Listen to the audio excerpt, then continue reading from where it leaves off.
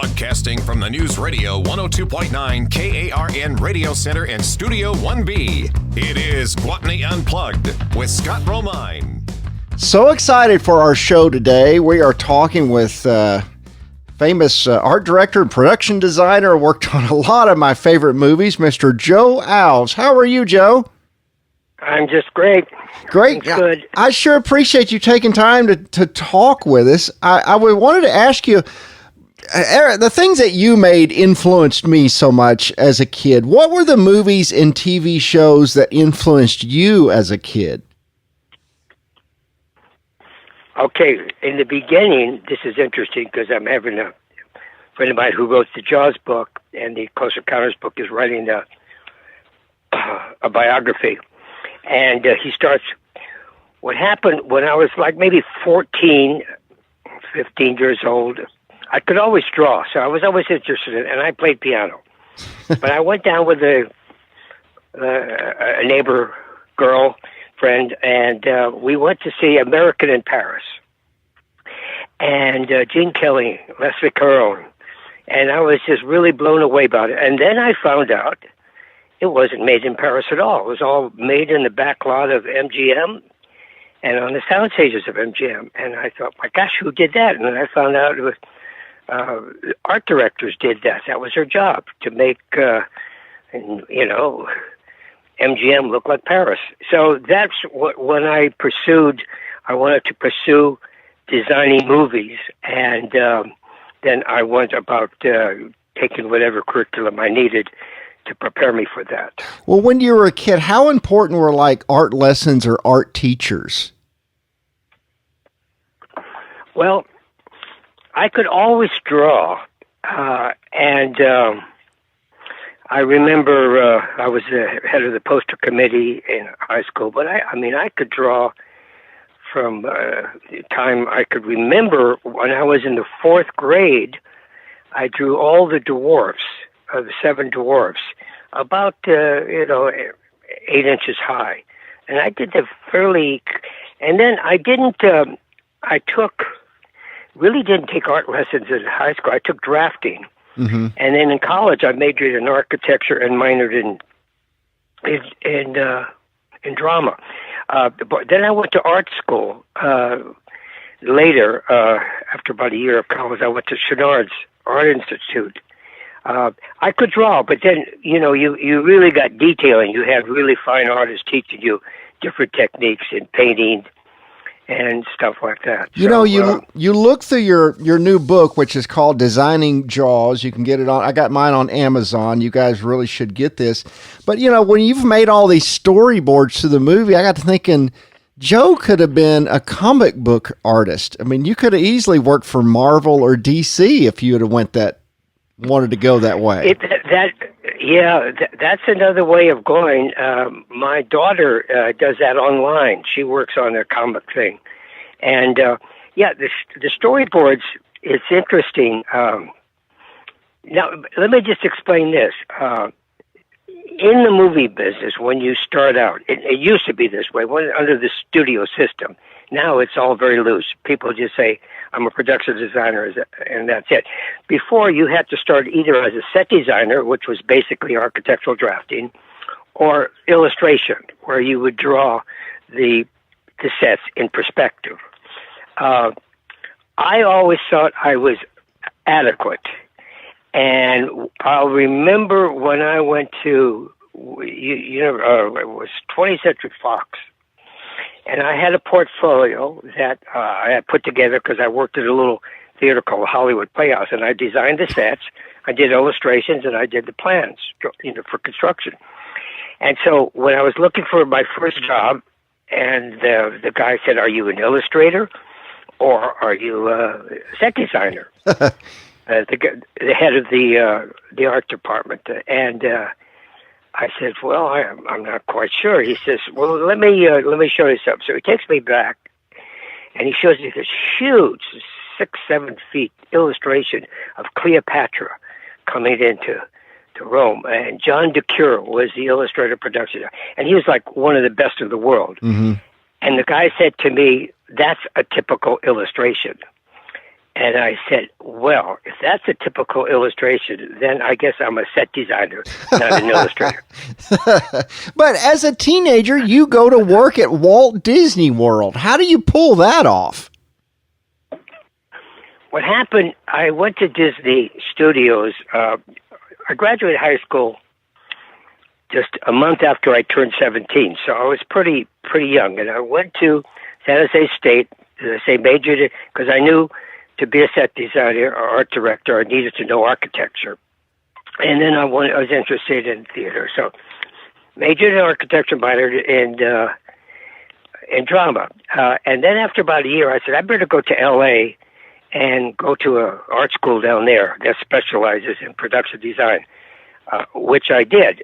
So then I did that for a year. The summer came, and I didn't really want to move back to Northern California because I was in Southern California. And a friend of mine said, oh, my wife's father works at Disney. Mm-hmm. Maybe he could get something for you. So I thought, well, maybe I can get a summer job sweeping up or something. So I called this guy up, Andy Ingman, and it so happened he was the guy that did the hiring for the artists, if you could believe that. Mm-hmm. And he said, oh, you know my daughter? I said, oh, yeah, went to college with. Oh, he said, well, bring in your portfolio. So I said, okay. So I brought in my portfolio. I didn't think I was ready. And he said, well, you're too late for the training program, because what they do is they train you for 40 days or so, and then you become in-betweener, and then that a year or so, and then a breakdown hours, and then after many, many years, you become an assistant animator. Anyway, he says, but I could put you into special effects. And this is where it really gets crazy, because I'm put in a room. I didn't know anything about animation. And this woman, Marion, I was sitting down at a table with a light. And I said, what do I do? She said, you flip the pages and draw between the lines. I said, oh, I could do that. So I was doing that. We were working on something. And then she started working for Dwight Carlisle, who was an older assistant animator, but he worked for Josh Metter. And Josh was the king of special effects animation. He did 9 Bald Mountain. He did The Fire in Bambi. He was just great. And he was working on a picture for MGM, Forbidden Planet. And he was drawing the id.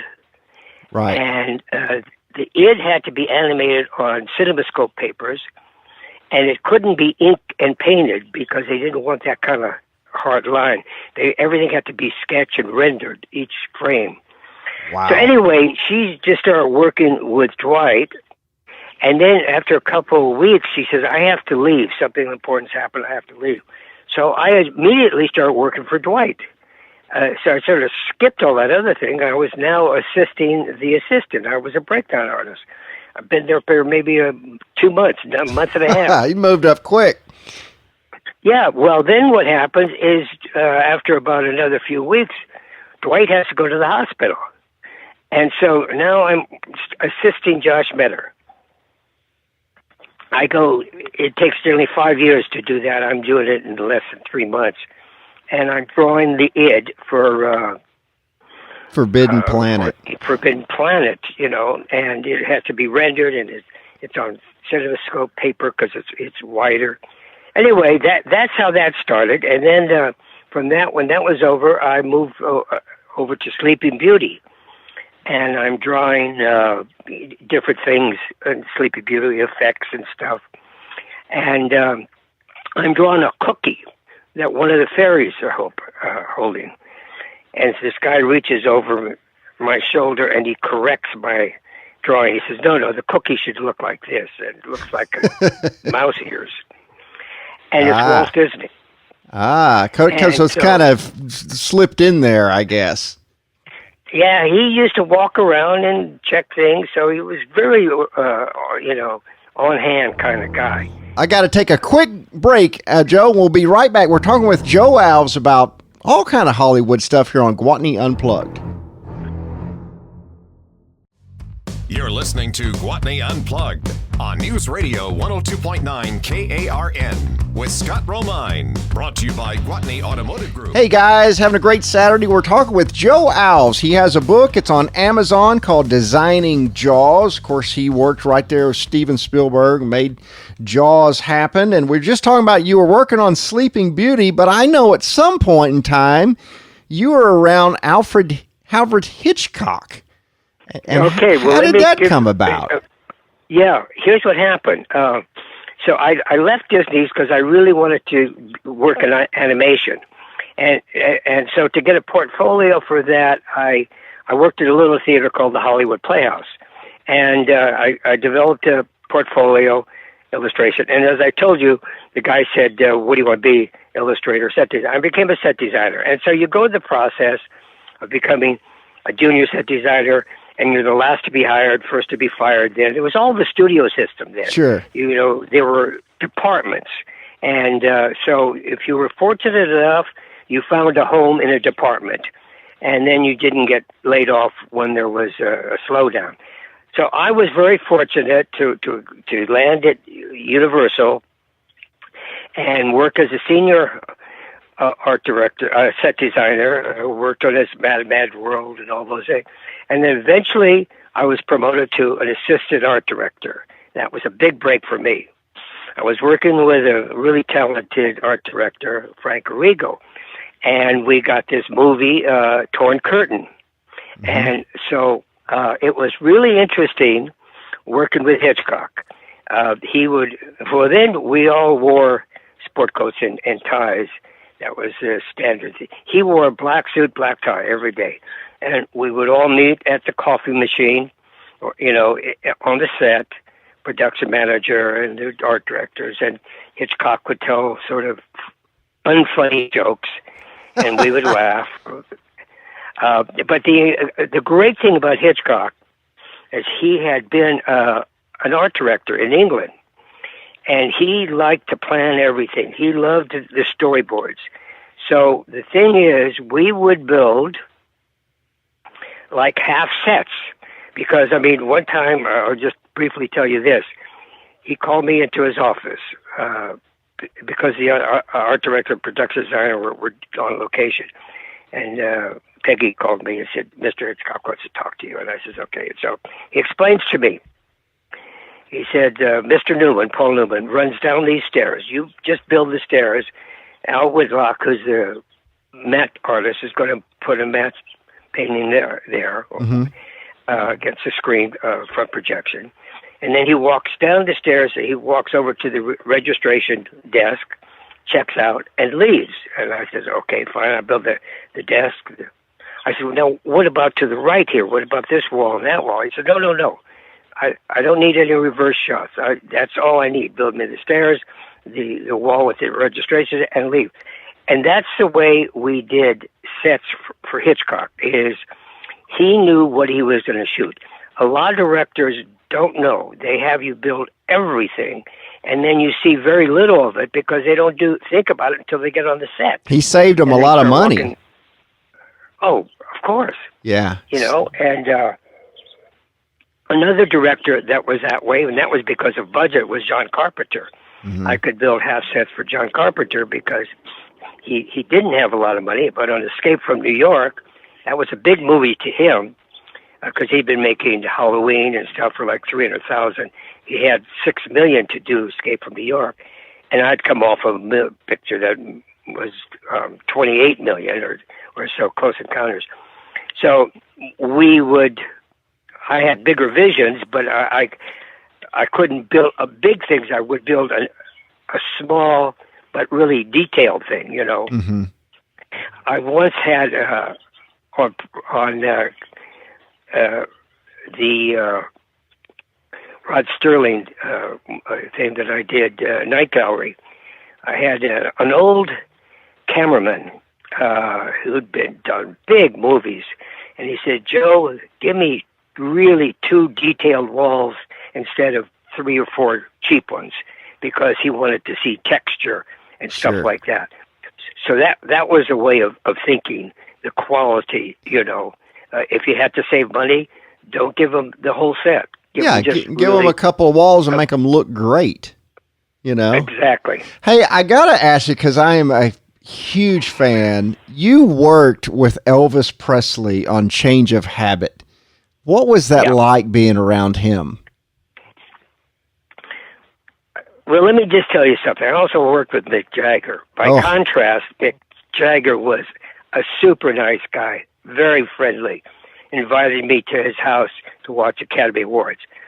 Presley would show up late with his entourage. Mary Tyler Moore was always upset because he never knew his lines. And so he wasn't the most pleasant person to be around because he was not friendly. He just has his entourage. But he wasn't prepared either, Right. Really didn't get to know him. But with Mick Jagger on Free Jack, that was really I remember that movie. I'm a big Mick Jagger Stones fan. The Elvis and the Stones. It's funny you mentioned these two because to me, Elvis and the Stones, that's what I listen to all the time. It's funny that you've interacted with both of them. Yeah, it was sort of unusual, wasn't it? Yeah. But in the film business, sometimes you get acquainted with the actors. Sometimes they just walk on the set and then they're gone. They don't mingle very much. Sure. I got to be really close friends with Paul Newman on Torn Curtain because he liked race cars. Oh yeah. And he told me, he said, I have a Volkswagen Beetle with a Porsche engine. And he says, I understand you're a race driver, which I was. I was racing Formula Juniors, and then I changed to Formula 2. So I said, well, we could go rent Willow Springs Raceway.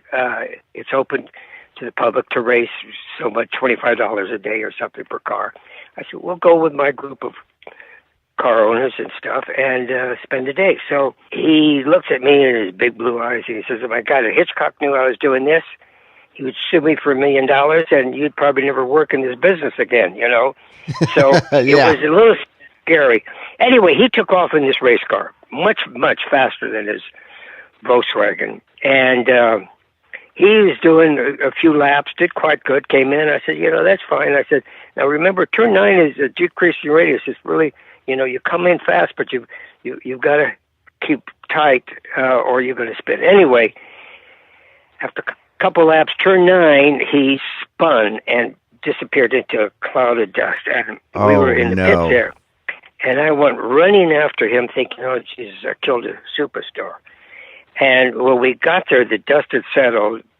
His eyes were really big and he freaked out. And he had collapsed the whole front end of the car. The wheels were laying down. And he said, oh, that was cool. Anyway, the damage wasn't that expensive. But anyway, he then started to pursue racing, sports car racing. That's right. And then I did a movie with him a couple of years later called Winning, and that was all about racing. And I was an assistant art director on that too. And so he raced cars. And let me say this: there's a book out called Paul Newman, and there's pictures of me put him in the race car and all that. But the end of his career, he put his age on the number of the car, so every year it would change. So there's a picture of him with number 83 on his car. So he was 83. He qualified fastest and he won the race, and at 83, and he raced all those years. And I was fortunate to be part of the beginning of it. He died, I think, the next year of cancer or something, but a super nice guy. He didn't like to do a fan stuff. He didn't like people coming up and interrupting him to get autographs when he was having dinner and stuff. Sure. You're listening to Gwatney Unplugged on News Radio 102.9 KARN with Scott Romine. Brought to you by Gwatney Automotive Group. Hey, Scott Romine. Joe Alves is here telling us how Martha's Vineyard became Amity Island, kind of by accident. It was sort of rough. I took the boat to Nantucket, and it was too rough. They turned around and came back and said, we can't make it today. And there was a boat to Martha's Vineyard. So that was sort of freaky. Just by luck, he had never been there. He didn't think there was anything there.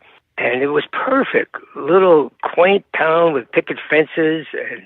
And then there was Menevsha, which was the fishing village. Mm-hmm. And it was a great place. And there was an empty lot at the beginning of the place. And I could build a quid shack. And also there was a bay. I needed a bay because of the platform shark. We needed 25 feet of depth so the shark could come up, and we needed a very small tide. Took pictures. I talked to Stephen. He came out. He loved it, and that's how it happened.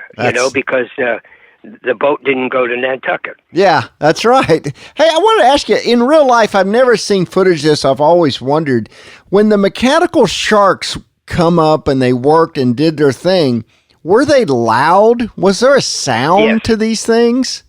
Scheider is there, and he said, you need a big... It comes out, and you would hear all the valves and rams and stuff. So it made this terrible sound, and then Stephen would say, cut, and the whole crew would laugh at the shark.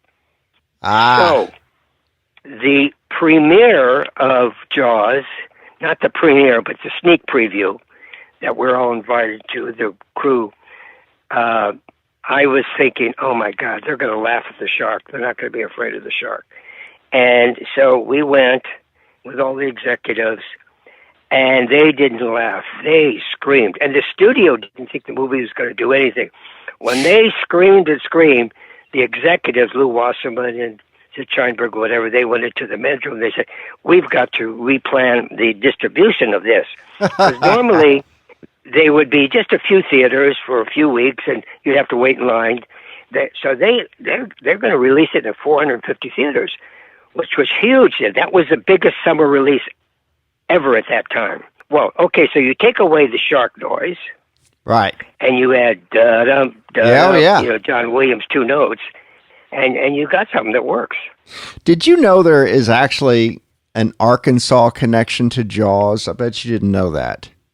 No, I didn't. It's it's a sad connection, but we lost Roy Scheider. He passed away here in Little Rock. And when was that? Was he doing a movie there or what? No, he was undergoing treatments for this cancer that he had, and UAMS, the hospital here in Little Rock, is one of the best in the world for that particular cancer. And I have friends that worked at the zoo, and they said he would come to the zoo in between treatments and look at the animals, and he would talk to people. But ultimately, we actually lost Roy in Little Rock, and I've always wondered what he was like. He was a little standoffish, not all that friendly.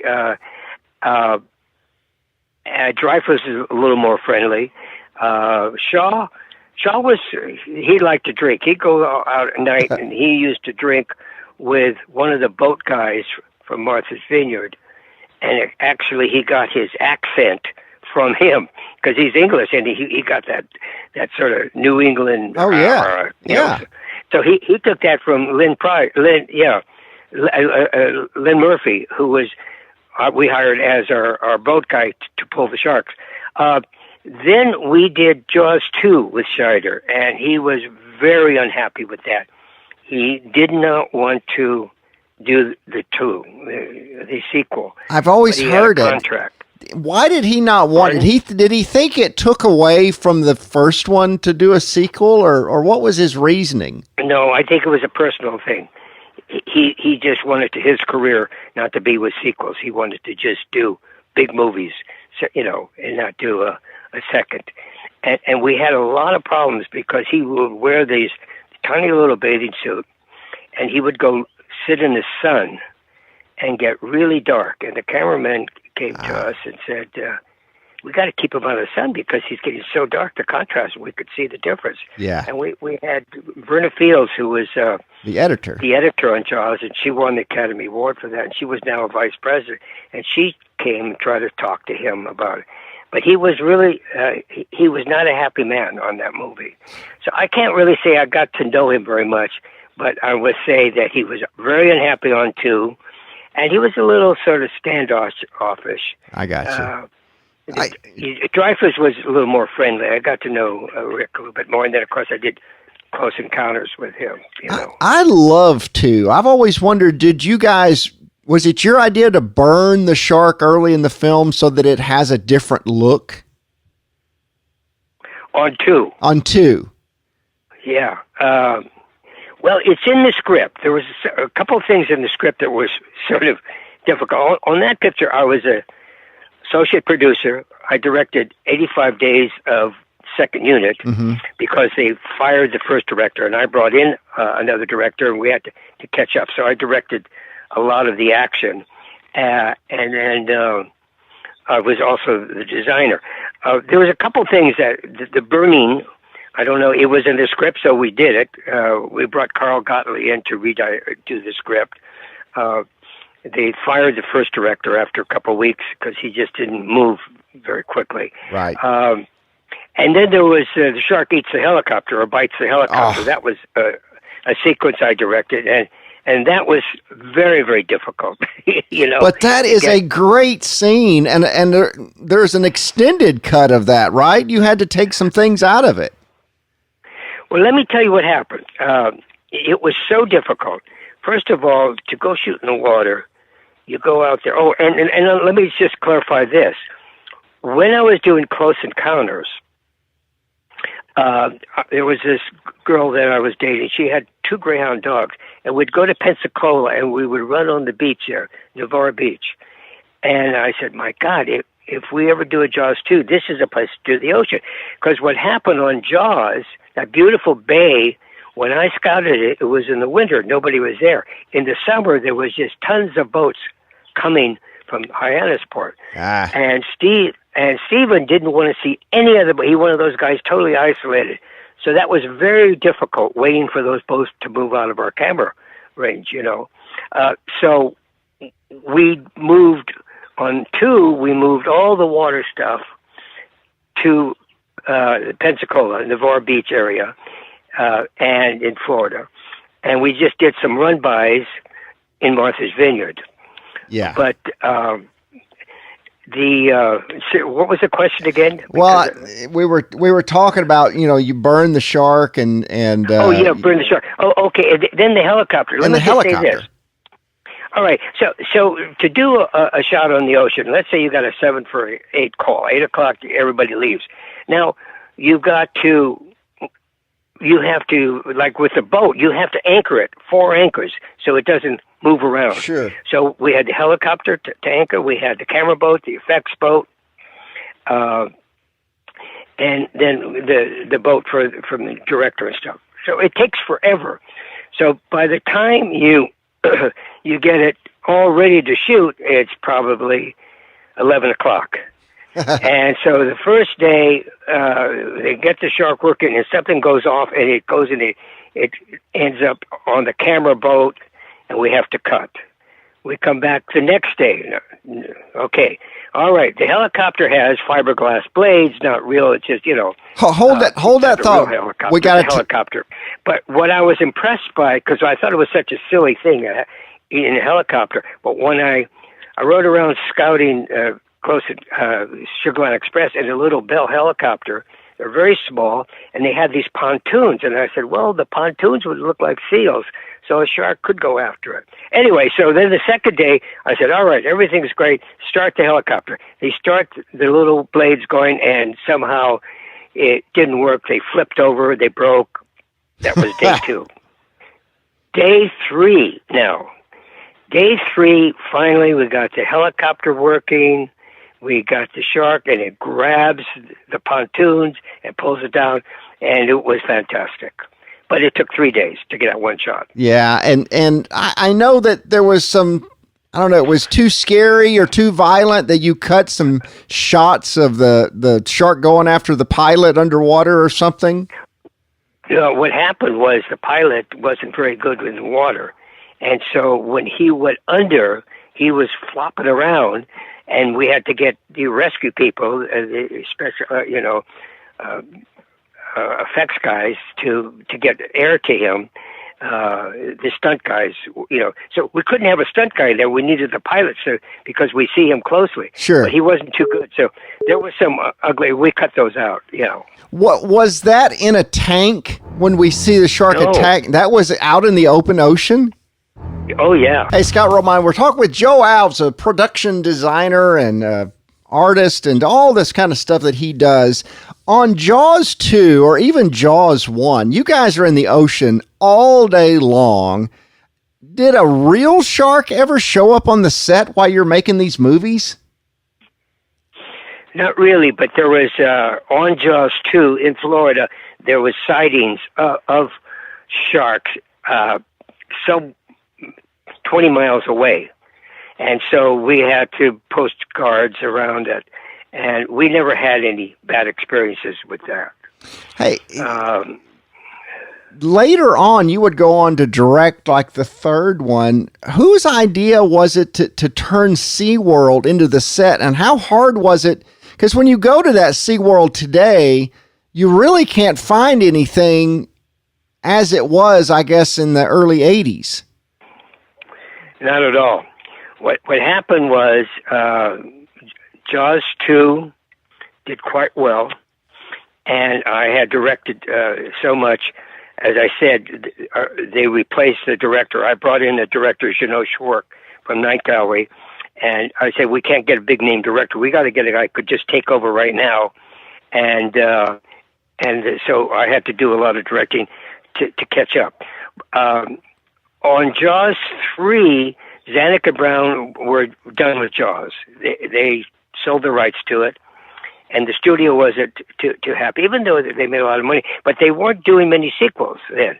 There was just a couple sequels, so that was not a popular thing to do. No, not now. So, it's expected now, Oh, yeah, exactly. But they did, first of all, when we did the second one, people were so surprised, but it did extremely well. So a few years later, Alan Landsberg, who was a television producer, did That's Incredible, and he was very, very cheap. Very, just get it done. Anyway, I was working on a movie called The Ninja. Ernst Kirchner was a director, about 6 or 7 months, and it canceled, and I came back to L.A., and I went to Verna Field's office, and she's now a vice president after winning the Academy Award as an editor. Really nice lady. And she said, they're going to do a Jaws 3. They were going to do a Jaws 3 People Zero, which was making fun of their most popular movie. It was just disgusting to make fun of. And that's what they were going to do. But then I think Spielberg heard about it and stuff. They decided not to. They sold the rights to Landsberg, and I met with Landsberg. She said, go talk to him. Maybe, you could direct it. Anyway, I talked to him, and he said, oh, I'll let you produce it. I said, well, I really want to direct it. He said, well, I'll tell you, go scout some locations with the writer. And so it was a theme park. It was an ocean theme park, and the brothers were older now. Mm-hmm. And so I was scouting in Florida, and we saw these different sea parks, and but there was an exhibit of underwater in 3D. Mm-hmm. And so I went, we looked at that, and it was just beautiful. The depth you got are 3 dimensions with the glasses. And so I came out, and the writer said, but Jaws in 3D? I said, no, Jaws 3D. You take the onus off the third by putting the D after it. Yes. Jaws 3D.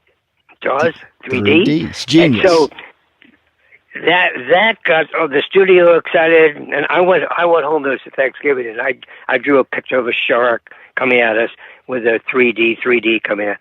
So that got me the opportunity to direct it. Scott, what I didn't realize is that all the 3D stuff was old. We had to build a camera in England. They brought a new IMAX, not IMAX, but anyways, a small camera, 3D. And the convergence, it was difficult. It was extremely difficult. Was Landsberg was just giving me, oh, you got to shoot this, you got to, and it was cheap. Oh, he didn't want to build a shark. He said, oh, I have a lot of stock footage of sharks. Oh, good grief. I said, no, we need a shark. In fact, we've got to make a bigger one because we put Simon the Corkindale in the shark. Anyway, we got Carl Gottlieb to help again. That was the third time. And so it was a struggle. I think it came out okay. The problem I had is Landsberg, he had Final Cut. I didn't. And if you don't have Final Cut as a director, he cut 25 minutes out of my cut. I made it the same length of 1 and 2, and he cut it so that they could have 5 screenings instead of 4 screenings a day. Do you have a copy of the longer version? Well, I do, but it's in 35 millimeter, and it's just. But anyway, and the critics said, "Oh, I expedited the film too quickly." But you have no choice. It still did quite well. It would have done even better. It made over $50 million. But Universal had another film coming out in 3D, and so they wanted to pull that one short. Screening. Anyway, that was quite an experience. Hey, Joe, how do you go in and convince?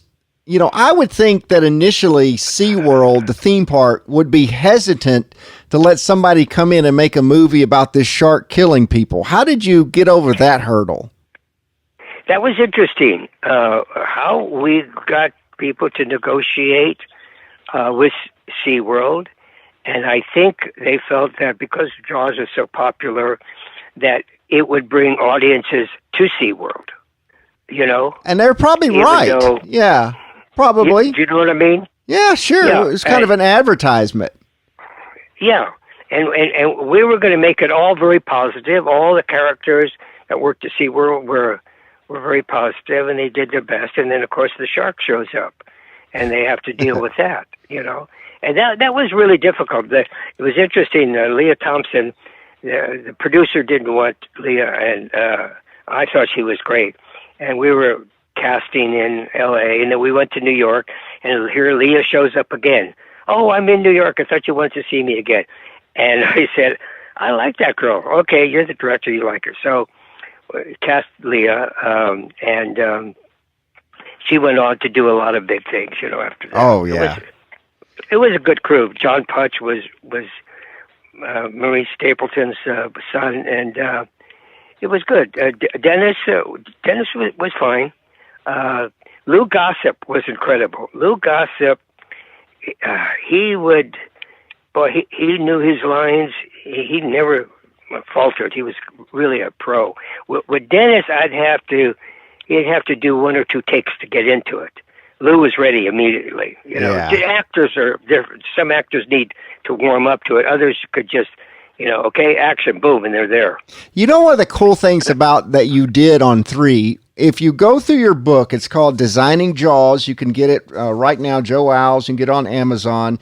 But early in the concepts for the first JAWS, you storyboarded a scene where the camera is looking out of a shark's mouth with the teeth, I think, coming towards Hooper, and you didn't do it, but you eventually did it in JAWS 3. I know, because I showed that to Steven, and he laughed. Really? It's great. Said, what are you doing? You got the camera in the shark? I said, well, it's sort of, the shark. And so... that was a great idea. Well, eventually I did use it in the third. It's funny that you mentioned that because, that was, I remember doing that sketch, and Steven thought it was funny, but no, we weren't going to do that. And then we didn't have the opportunity on 2, but it worked out 3, and I had to build a bigger shark, a 35. We put half of a 35 shark to put Simon in there, Right. And I think it worked well. It just, they did cut a lot of the personal relationships I had with the actors, when they cut 25 minutes. I've always heard that one of the hardest things that you had to do was kind of political, and that is to build Quint's shack for the first Jaws. That's not an existing building that you just went and rented. I had to go to Boston and show inspectors there, and then I came back and they said, well, it's too high. I said, well, but it's not really a building. It's just a set. It's an illusion. It's going to be gone. And they went into about a foot and a half into the ocean. I got another inspector coming. Oh, you're in the ocean. That's going to need another kind of permit. You got to go to Boston to get that permit. I said, well, wait a minute. That's going to take, if I don't do, what's going to happen? Well, they'll make you tear this down in 6 months or so. I said, okay, fine. Go ahead, guys, put it in. So it never stopped. And one of the guys that really complained was Len Murphy. What are you building this thing for? Blah, blah, blah. And I said, you're a boat guy, right? I said, yeah. He says, yeah. I said, we need a boat guy to pull our shark. Yeah? So he ended up becoming part of the crew, he and his future wife. And that's the guy that Shaw went and had drinks with and used his voice. And so it turned out good for him. He made a lot of money. Sure. And then we did tear the thing down. But he and his wife is still alive. He died a couple of years ago. But they really didn't want the building. They didn't need the tourists, Yeah. Hey, most people wouldn't believe that there are some shots in Jaws that you did in your garage and front yard and stuff in California, right? Yeah, what happened was there was a screening in Texas. In Dallas. And, I guess that's the first screening, right? In Dallas, Texas? Very first screening. And just a few people went, the director and the producers and stuff. And Stephen came back and he called me. He says, Joe, we got 4 screens. I think we could get 5, but there's 2 shots I'd like to get. And I need a little section of the hull of the boat. So I have a shop. I do a lot of woodwork, build tables and things. I said, okay. So we built, and Kevin Pike was a local on Martha's Vineyard. I hired him. He became an effects guy, and he worked on a lot of movies after that. And then, anyway, so Kevin and I built 2 hulls. The one hull we shot in the driveway, and it was when they're singing, show me the way to go home. Oh, yeah. And the shark goes boom, boom, boom. So we had a little hull, and we had a hose, and we had the water coming through the boards. So like the boat, the shark was invading the boat, the orca, and that's eventually how it's going to sink, partly that, and then crashing on. So anyway, that was one. Then the other one, he said, when Dreyfus goes down and he drops something, and it's the fisherman, if we could get the hole with a hole in it. So they go and they get the fisherman's head they just steal it from the wardrobe department. Ben Gardner, I think. Ben Gardner. Yep. He gets that. I make the hull of the boat. We get an underwater cameraman, and we go to Verna Field's swimming pool. And we mucky up the water, and Kevin gets underneath, and he's got the head, and he's shoving it. Well, let me tell you, when we showed that scene, people flipped out. They screamed. Anyway, so we have dailies, Jaws dailies, and everybody freaks out. No, Janica Brown said, we're finished with the movie. There's no Jaws. Well, Stephen paid for all that, and I did it for nothing, and a lot of us did it for nothing. We were part of that team. And so they saw it, and they flipped out, and they cut it in the movie, and that was his 5th scream. Huge. And yeah, huge. Since then, have you ever went on vacation, like you purposely go to Martha's Vineyard just to say, hey, we did this here, and just to reminisce about the whole thing? I have been there for a 30th anniversary. That was the early part of this century. And it was interesting because there's a lot of JAWS people. Greg Nicotero, who does Walking Dead, he directs those, and he's a big, big JAWS fan. And in fact, he wrote the introduction to the book. Joel, that's right, he Designing did. JAWS. And so I gave him copies of all my illustrations and stuff. But somebody, was Jim Beller, who was in Great guy. He said, "Why don't you sell these?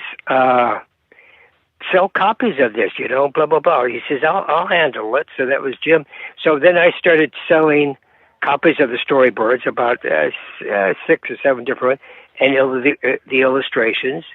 And I would sign them and send it to Jim. And then, so that was interesting, Scott, is that I forgot about JAWS. After 3, I was through with JAWS. I was through with sharks. I really didn't care anymore. I saw a little bit of the 4th one, but that didn't do too well. I think it just ran its course. Anyway, but through the years, I've had more fan mail and podcasts. Oh, especially since the pandemic. People have nothing to do, and so they send me, "Could you sign it?" Now, I used to do shows. I used to do the shows. I did a number of Lexington and one in New Jersey and whatever. And Carl Gottlieb would be there, and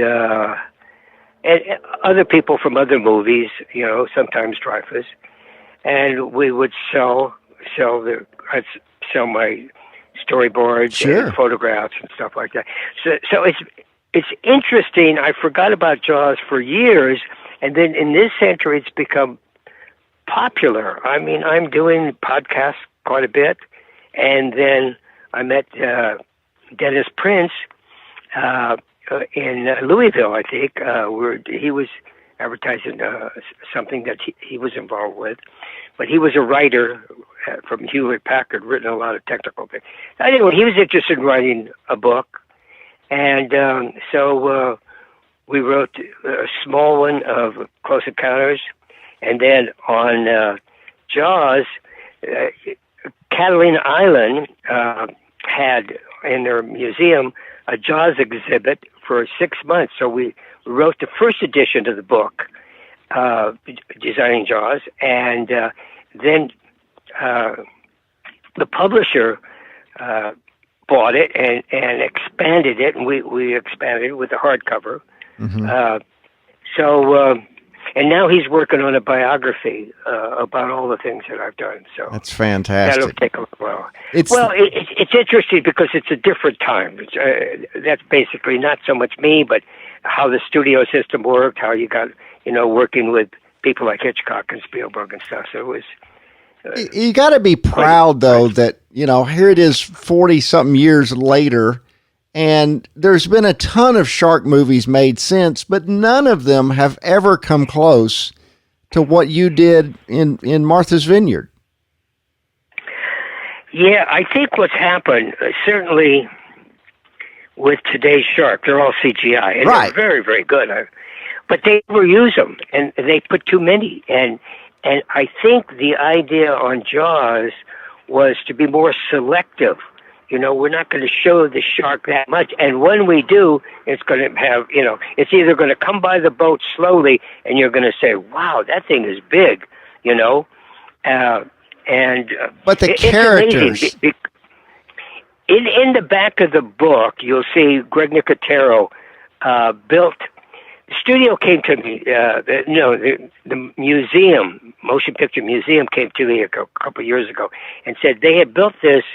They called it a junkyard shark, a fiberglass shark with the original mold. And what happened was the studio, when we came back over schedule, over budget, they just didn't like the movie at all. They put the shark in the back lot and let it rot. They sold the boat. They had to buy it back. Yep. Then the movie came out, and they needed something in the tours to illustrate, to show JAWS. So they had this big shark, fiberglass. And so recently they came to me and said, can we, fix up that old fiberglass shark so we could put it in a museum? So I contacted Greg, and his company does incredible work. And anyway, so that is now in the museum, which will open next year. That's awesome. So it doesn't go away. It's no, there, you know. It's never going away. Thank you so much for being on the show. All right. Well, it was fun. It's just, a lot of fun. Just great to talk to you. And Jaws, the film that will never, ever go away. Scott Romine for Guat, it's never going away. Never. We'll see you guys